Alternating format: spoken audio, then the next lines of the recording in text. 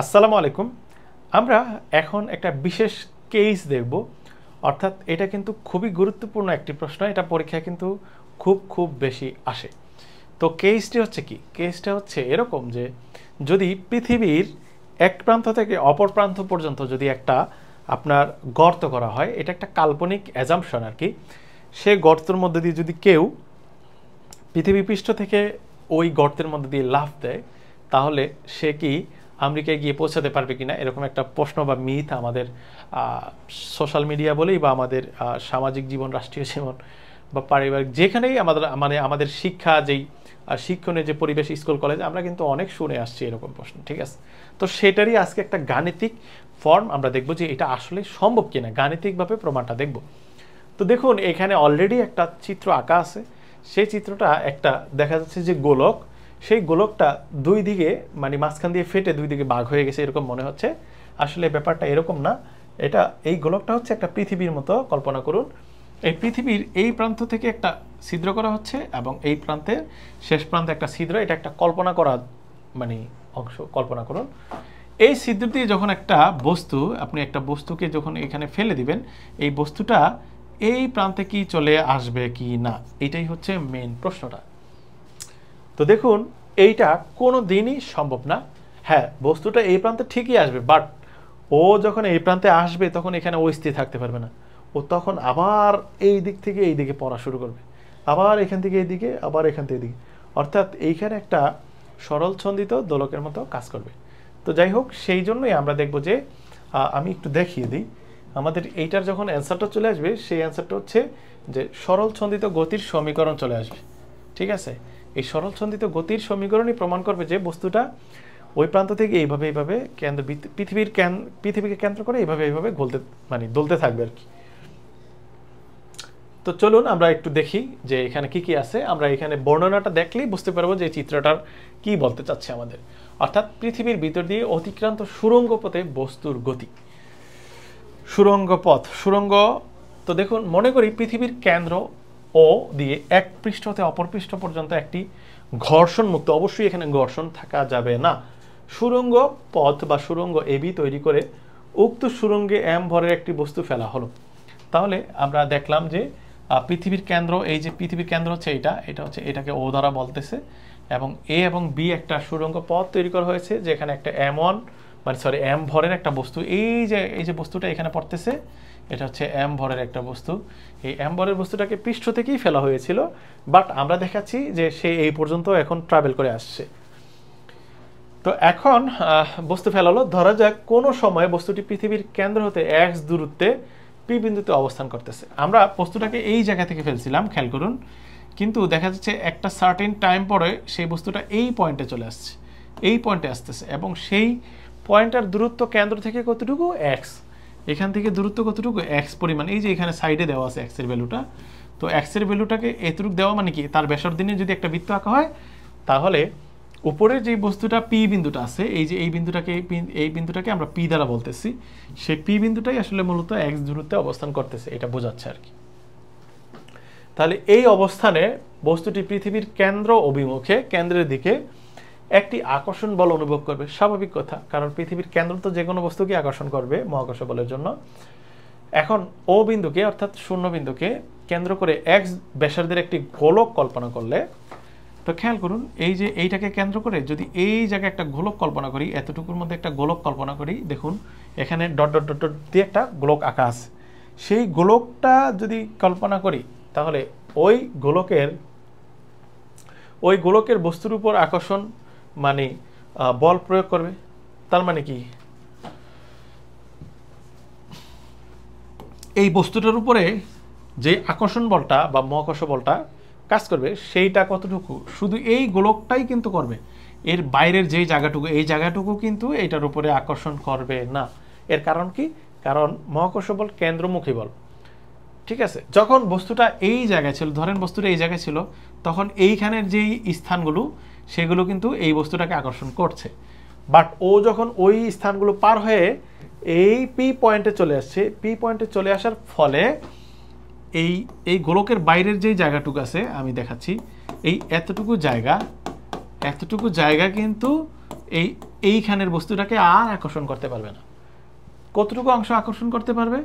সেটা হচ্ছে এই গোলকের ভিতরে যে যতটুকু জায়গা আছে, অর্থাৎ এই যে এই এতটুকু জায়গার ভিতরেই সে কি করবে? ফোর্সটা অনুভব করবে। এই কথাটুকু বলতেছে আর কি এখানে। তো খেয়াল করুন, এতটুকু যেহেতু আমরা বুঝলাম যে আসলে আকর্ষণটা কতটুকু সীমানা পর্যন্ত হতে পারে, অর্থাৎ বল প্রয়োগ করবে, তার মানে এ এবং পি পুরুত্বের খোলক এম ভরের উপর কোনো প্রভাব বিস্তার করবে না। তার মানে কতটুকু? যেটা একটু আগে আমি দেখে এলাম, এই যে এ থেকে পি পর্যন্ত যেই খোলকটা, এই যে এতটুকু, এই এতটুকু খোলক কি করবে না? এই দুটা, এই এতটুকু খোলক আর এতটুকু খোলক কিন্তু এর ভিতরে বা আকর্ষণের মধ্যে কোনো প্রভাব বিস্তার করবে না। তো এতটুকু হচ্ছে আমাদের মানে ব্যাখ্যাটা, বর্ণনাটা। এবার আমরা কাজ করব, এখন পৃথিবীকে পি রো ঘনত্বের সমসত্ব গোলক বিবেচনা করলে, অর্থাৎ এই যে আমরা এই যে এক্স দৈর্ঘ্যের মানে এক্স ব্যাসার্ধের জন্য যতটুকু গোলক ভিতরে কল্পনা করতেছি, তার যেই ঘনত্বটা সেটা একটা সমসত্ব, অর্থাৎ সব জায়গায় সমান ঘনত্বর যদি আমরা চিন্তা করি, এরকম একটা গোলক যদি চিন্তা করি, তাহলে কি হবে? তাহলে এম ভরের উপর ক্রিয়াশীল অভিকর্ষ বলটা কি হবে? এই যে এই বস্তুটার এই কেন্দ্রের জন্য এই বস্তুটার উপরে ক্রিয়াশীল বলের মানটা কি হবে? বলের মানটা হবে, আমরা জানি যে এফ সমান সমান কি? G M M divided by R square, এরকম একটা সূত্র না? তাহলে এই এমটা হচ্ছে ওই যে গোলকটা, সেই গোলক পর্যন্ত তার ভর, ঠিক আছে? আর এইটা হচ্ছে কি? ওই বস্তুটা, যেটা বস্তুটা পড়তেছিল সেটার ভর। এখন ওই গোলকটার জন্য যে আমার ভরটা প্রয়োজন ছিল, সেই ভরটা কিন্তু এখানে কোনোভাবেই দেওয়া নেই, আছে? নাই। এই যে গোলকটা, যেটা এই এতটুকু গোলকের ভর আমার দেওয়া নাই, যেহেতু এতটুকু গোলকের ভর আমার দেওয়া নাই, ফলে আমার কি করতে হবে? গোলকের ভরের সূত্র থেকে আমার এইটা বের করে আনতে হবে। আমরা কিভাবে বের করব? যেহেতু এই গোলকটাকে একটা রো ঘনত্বের সমসত্ব আমি গোলক বিবেচনা করেছি, ফলে আমরা জানি রো সমান সমান কত? এম বাই ভি, এরকম একটা সূত্র জানি। ফলে আমি এম এর ভ্যালুটাকে যদি বের করতে চাই, তাহলে ভি এর সাথে রো কি করতে হবে? গুণ করতে হবে। এই ভিটা কি? এই ভি হচ্ছে আয়তন। তার মানে এই এক্স দূরত্বের জন্য গোলকের যে আয়তনটা, তার সাথে আমি যদি রোটাকে গুণ করি, তাহলে আমরা কি পাবো? ওই গোলক পর্যন্ত ভরটা আমরা পেয়ে যাব। এখন সেটাকে যদি আমি ক্যাপিটাল এম দ্বারা প্রকাশ করি, এতে কোনো সমস্যা নেই, ঠিক আছে? ক্যাপিটাল এমই ধরলাম মনে করুন। তাহলে এম সমান সমান কি? রো ইন্টু ভি, মানে আয়তন, ঘনত্ব এবং আয়তনের সাথে আমরা যদি গুণ করি, তাহলে আমরা কি পাবো? ওই গোলকের ভরটা পাবো। এখন আয়তন সমান, আমরা আবার গোলকের আয়তন জানি 4 পাই রো ইন্টু 3/4 পাই আর কিউব, এরকম একটা সূত্র আছে, দেখাচ্ছি আমি। তো এই জন্য দেখুন এখানে লেখা আছে যে এক্স ব্যাসার্ধের যে গোলকটা, তার ভরটা আমাদের নিতে হবে, এবং এটা হচ্ছে যেই বস্তুটা পড়তেছে পৃথিবী পৃষ্ঠ থেকে, তার ভর। আর নিচে হচ্ছে কত? আর স্কোয়ার, যেটা ছিল সে আর এর পরিবর্তে তো আমরা আর নিতেছি না, এক্স নিতেছি, যেহেতু গোলকের ব্যাসার্ধ এক্স পর্যন্ত আমরা কল্পনা করতেছি সেটা। তাহলে আমি একটু আগে দেখলাম যে এইখানে দেখুন 4 পাই এবং 4 পাই এক্স কিউব রো নেওয়া হচ্ছে। আমরা একটু আগে দেখলাম যে রো সমান সমান কত? M by V. তার মানে এম সমান সমান কত হবে? রো ভি হবে। আর এই ভিটা হচ্ছে কি? গোলকের আয়তন। গোলকের আয়তন হচ্ছে 3/4 পাই আর কিউব। আর কিউব, সেই আর কিউবটা তো আমরা আর নিতেছি না, আমরা এক্স নিয়েছি, ফলে আমরা এখানে কি ধরবো? এক্স কিউব ধরবো। তাহলে আমি যদি এই রোটাকে সামনে না লিখে পিছনে লিখি, এতে তো কোনো সমস্যা নেই। অর্থাৎ দেখা যাচ্ছে যে গোলকের ভর এম, সেই এমটা আসলে কি? আমি মনে হয় 3 লিখতেছি কেন, 4/3 পাই এক্স কিউব রো। তাহলে এম এর ভরের পরিবর্তে আমি চাইলে এই ভ্যালুটা লিখতে পারি। এই জন্য দেখুন এইখানে কিন্তু সুন্দর করে 4/3 pi X cube rho into M লিখা আছে। আর যেহেতু ব্যাসার্ধটা শুধু এক্স পর্যন্ত কাজ করতেছে, ফলে এক্স স্কোয়ার নেওয়া আছে। ওই যে মনে আছে যে সূত্রটা, যে এফ ইকুয়ালস টু কত? F equals to G M M R square. সেই আর এর জায়গায় তো আমি এক্স নিতেছি, ফলে এই জন্য এক্স স্কোয়ার আসছে। এখন দেখুন উপরে অলরেডি এক্স কিউব আছে, নিচে হচ্ছে এক্স স্কোয়ার আছে, ফলে কিউবের সাথে এক্স স্কোয়ার কাটাকাটি করলে উপরে একটা এক্স থেকে যায়। এই জন্য আমরা বলতে পারি 4/3 এই জিটাকে আমরা সবগুলোকে গুণ আকারে নিয়ে আসলাম, জি পাই এম রো এক্স। এক্স বলতে এই যে এখান থেকে একটা এক্স থেকে যাবে কাটাকাটি করলে নিচেরটার সাথে, আর পাই এর সাথে তো সিঙ্গেল পাই আছে, ফলে আমরা কিন্তু এফ এর জন্য এই ভ্যালুটা লিখে দিতে পারি। ঠিক আছে, অর্থাৎ এফ সমান সমান জি, এটা হচ্ছে এম, এটা হচ্ছে এম, এটা হচ্ছে আর স্কোয়ারের সমান। ঠিক আছে, এটা মহাকর্ষ সূত্র থেকেই লেখা যায়। এখন আমরা দেখতে পাচ্ছি যে এই বল সর্বদা পৃথিবীর কেন্দ্রমুখী, অর্থাৎ কেন্দ্রের দিকেই এটা কাজ করে, এটা কেন্দ্রের বাইরে কাজ করে না। যদি পৃথিবীর কেন্দ্র ওকে মূলবিন্দু বিবেচনা করা হয়, তাহলে আমরা বলতে পারি যে এফ সমান সমান কত, -3/4 4/3 জি পাই এম রো এক্স। ঠিক আছে, এইটার সামনে মাইনাস কেন দেওয়া হলো, এই ইকুয়েশনটা থেকে মাইনাস কেন দেওয়া হলো? মাইনাস দেওয়া হলো এই জন্য যে এইটা যেহেতু এই যে এইখানে যখন বস্তুটা এখান থেকে এখানে যখন আসতেছে, আবার যখন এই পয়েন্টে আসবে তখন কিন্তু সে আবার এইদিকে ব্যাক করবে। ধরেন এইখান থেকে তো এই কেন্দ্রে আসলো, কেন্দ্রে আসার পরে তার একটা গতি জড়তা থাকবে, সেই গতি জড়তার জন্য সে আবার মহাকর্ষের বিপরীতে এসে এই পয়েন্ট আসলো, এখান থেকে এসে আবার সে কিন্তু এই পাশে আসবে। ফলে কেন্দ্রের বাইরের দিকে কিন্তু ও একটা ফোর্স কীভাবে পাবে, গতি জড়তার কারণে। ফলে ওইটা কিন্তু নেগেটিভ। অর্থাৎ আপনারা খেয়াল করেন, স্প্রিং ফোর্সের সম্ভবত আপনারা জানেন যে এরকম স্প্রিং ফোর্স, স্প্রিংয়ের জন্য দেখা গেছে যদি আপনি স্প্রিংটাকে এই পয়েন্ট থেকে এটাকে ধরেন এরকম এই পয়েন্টে নেন, এটাকে ছেড়ে দিলে স্প্রিংটা কিন্তু এই জায়গায় এসে থামবে না, স্প্রিংটা কিন্তু সংকুচিত হয়ে কিন্তু এই পাশে চলে আসবে। তখন এইরকম স্প্রিংয়ের জন্য আমরা বল নির্ণয় করলাম এফ সমান সমান -kx, এরকম নির্ণয় করেছিলাম না, কারণ সে সাম্যাবস্থান থেকে আবার কিন্তু পিছনেও আসবে, আবার এদিকেও যাবে। অর্থাৎ স্প্রিংটার এইখান থেকে এখানে যখন আমি টানবো, আমি টানটা এদিকে টান বল দিতেছি, কিন্তু ফোর্স কিন্তু এইদিকে পাচ্ছে। স্প্রিং যখন আপনি টান দিবেন দেখবেন এদিকে আপনি ফোর্স দিলে এদিকে টান, মানে টান বল ওদিকে দিলে এদিকেও ফোর্স পাচ্ছে, তার মানে ওর ফোর্স আসলে বিপরীতে কাজ করে, এই জন্য -kx আসে। সেম একইভাবে আমাদের এইখানেও যেহেতু এই বস্তুটা এখান থেকে এখানে পড়বে, আবার উপরে যাবে, উপরে বলতে আসলে এই কেন্দ্র দিকে যাবে, আবার সেখান থেকে আবার কেন্দ্রের দিকে যাবে। অর্থাৎ ও পড়তেছে কেন্দ্রের আকর্ষণ পাচ্ছে, কিন্তু ওর ভিতরে একটা গতি জড়তা ছিল, ফলে ও কেন্দ্র থেকে দূরে সরে যাচ্ছে। আবার যেহেতু কেন্দ্র ওকে আকর্ষণ করবে, ও কেন্দ্রের দিকে যেতে চাইবে, আবার ওর একটা গতি জড়তার কারণে ও কেন্দ্র থেকে আবার দূরে সরবে, আবার ও এইভাবে মানে এইভাবে কি করতে থাকবে, স্পন্দিত হতে থাকবে, দলতে থাকবে। এই জন্য ওর সাথে আমরা একটা কি করতে পারি, স্প্রিং বলের সাথে তুলনা করতে পারি। এই জন্য এখানে এটা মাইনাস চলে আসতেছে। তাহলে এইটা হবে কেননা বল ও সরণের দিক পরস্পর বিপরীতমুখী। এইখানে ফোর্স যেদিকে কাজ করতেছে, বস্তু তার বিপরীতে কাজ করছিল, এই জন্য বিপরীতমুখী। আর এখানে 4/3 জি পাই এম রো যেটা আছে, এটা একটা ধ্রুবক। এটার দেখুন 3/4 ওর মান যা আছে অ্যাবসলিউট, মহাকর্ষীয় ধ্রুবকের মান অ্যাবসলিউটলি যা আছে তা, পাই এর মান ফিক্সড, বস্তুর ভরের মানও ফিক্সড, কারণ ভর 1 কেজি দিলে 1 কেজি, ও তো আর 2 কেজি হয়ে যাবে না। আর ঘনত্ব যেহেতু এটা সমসত্ব ঘনত্ব হিসাব করে নিয়েছি যে ওর ঘনত্ব সব জায়গায় সমান থাকবে, ফলে এটাও চেঞ্জ না, ফলে সবগুলো ধ্রুবক মান। এই অংশটুকুকে আমরা কে এর সমান ধরে নেব, অর্থাৎ কে। তাহলে এই এতটুকু অংশ যদি আমি কে ধরে নেই, তার মানে কি, এটা হচ্ছে এফ সমান সমান -kx, একটা স্প্রিং বলের মতো পাচ্ছি না। সুতরাং এফ সমান সমান -kx, অর্থাৎ বল সরণের সমানুপাতিক ও বিপরীতমুখী। ঠিক আছে, এতটুকু করার পর আমরা ফাইনাল অংশে চলে আসবো। অর্থাৎ পুনরায় আমরা যেটা দেখতেছিলাম যে একটু আগে আমরা যেটা দেখলাম যে এফ সমান সমান কত, -kx দেখলাম না, কিন্তু এই এফ বা ফোর্সের একটা ডিফারেনশিয়াল ফর্ম আছে।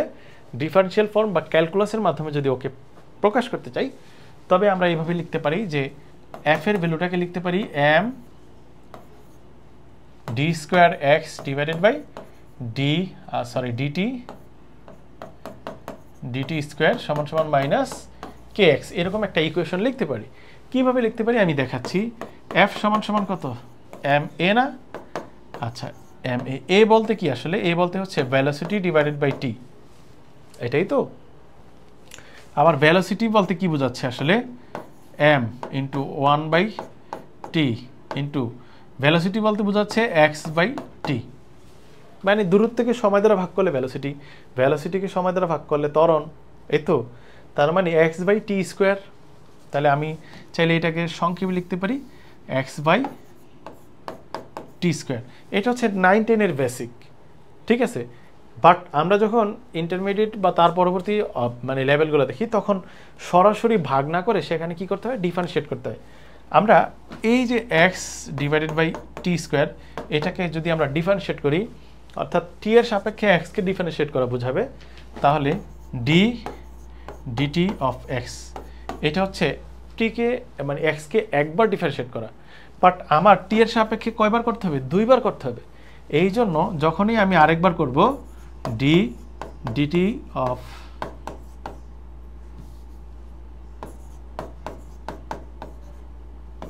এরকম করতেছি, অর্থাৎ এই অংশটুকুকে আবার dt এর সাপেক্ষে করতে হচ্ছে, তখন এইখানে এই dd এর জন্য কি আসবে, দুইটা d এর জন্য একটা d স্কোয়ার চলে আসবে, এখানে dt এর জন্য এই t স্কোয়ার চলে আসবে। অর্থাৎ এই অংশটুকুকে যদি আমি কি করি, আমি যদি এটাকে যদি ডিফারেনশিয়াল ফর্মে লিখতে চাই তখন এইরকমভাবে আমরা লিখতে পারবো, ঠিক আছে।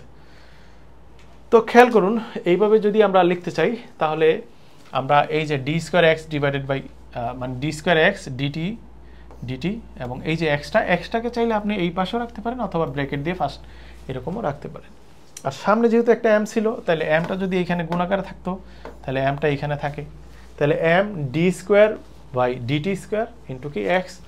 তাহলে এই জন্য আমরা বলতে পারতেছি যে এফ এর value M D square X by DT square, ঠিক আছে। অর্থাৎ পুনরায় এফ সমান M into D square X by DT square আমরা লিখে পাই। তাহলে এই যে স্প্রিং বল এফ এর জায়গায় আমরা যদি এই ভ্যালুটাকে বসাই তখন এইরকম একটা চেহারা আসবে। এবার এখান থেকে আমরা কি করব, এই মাইনাস কে এসকে এই পাশে নিয়ে আসলে তাহলে M D square X divided by DT square, মাইনাসটাকে এই পাশে আনলে plus K X equals to 0 হয়ে যায়। এই ইকুয়েশনটা হয়ে যাবে, দেখুন এইটাই কিন্তু হয়ে গেল, ঠিক আছে। এটা যদি একটু ভেঙে করতাম দুইটা লাইন তখন কিন্তু ইকুয়েশনটা এরকম হয়ে যায়। এখন এইরকম যদি হয়, খেয়াল করুন, এইটা আমি এই ইকুয়েশনটাকে যদি উভয় পক্ষে এই অংশটুকু মুছে দিই না, এটার উভয় পক্ষে যদি এম দ্বারা ভাগ করি, খেয়াল করেন আমি এম দ্বারা ভাগ করলাম এই সমীকরণটাকে, তাহলে M D square X divided by DT square plus K X divided by M equals to, মানে 0কে এম দ্বারা ভাগ করলে আসলে ওটা 0 হয়ে যায়। এইবার এই ভাগটা করলে কি হয়ে যায়, এম আর এম কাটাকাটি হয়ে যায়, ফলে D square X by DT square হয়ে গেল প্রথমটা। কিন্তু পিছনেরটা আবার কি আছে, আমি চাইলে কে বাই এম ইন্টু এক্স এইভাবে লিখতে পারি, অর্থাৎ অনুপাতটাকে আমি শুধু কে এবং এম এর মধ্যে নিয়ে আসলাম, এক্সটাকে আমি গুণ আকারে রেখে দিলাম, এটা কিন্তু করতে পারি। এইবার আমরা একটা কাজ করব, সেই কাজটা হচ্ছে কি, আমরা জানি কি, আমরা আবার একটা ইকুয়েশন জানি, সেই ইকুয়েশনটা হচ্ছে এরকম যে ওমেগার ভ্যালু আছে একটা, ওমেগা স্কোয়ারের ভ্যালু হচ্ছে এরকম যে কে বাই এম।